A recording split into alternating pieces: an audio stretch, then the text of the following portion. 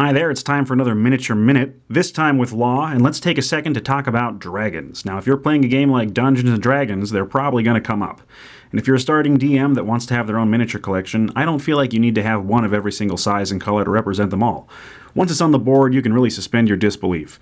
Now, here's some large ones, for example, and these could represent whites, blacks, gold, silvers, it doesn't really matter. Whatever they're painted, they're just kind of a placeholder. Right here we have the Death Knell large blue dragon, really nice pose.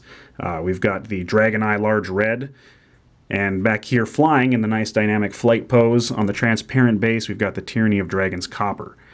So these are different options of style. Some people like the flying ones better, some people like the ones that are grounded so they don't have to deal with those flying bases.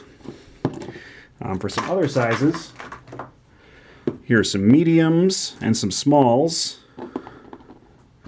I've got a couple of the Bones 2 from Reaper.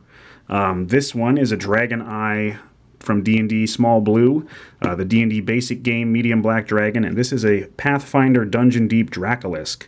Another one in that nice flying pose. I really like this miniature. It's got multiple legs. You could use it for all kinds of stuff, a demon or even just a shadow undead. So those are some other good options. Really nice poses on some of these Reaper ones. You can paint them yourself. And now let's talk about huge ones. Now this one isn't a dragon, but it is a Behir, and it would definitely work for a huge dragon. I know I would be satisfied. And over here we've got the Giants of Legend Red Dragon. These are both actually from the D&D Giants of Legend one.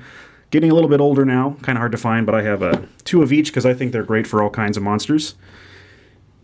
And things that aren't dragons that work for all kinds of great monsters as well. For example, here we have the Shattered Star Wyvern, and this is actually one of my favorite Wyvern miniatures I've ever seen. It's in a really good pose. It's actually attached to the base. It's very sinewy, snake-like, super cool.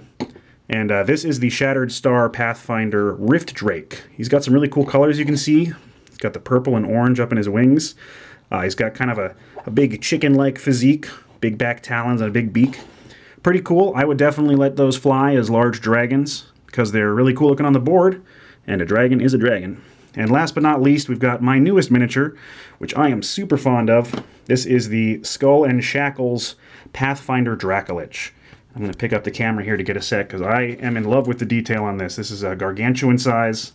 It's one of the bigger miniatures I have, and I am absolutely in love. I would definitely rate this 5 out of 5 stars.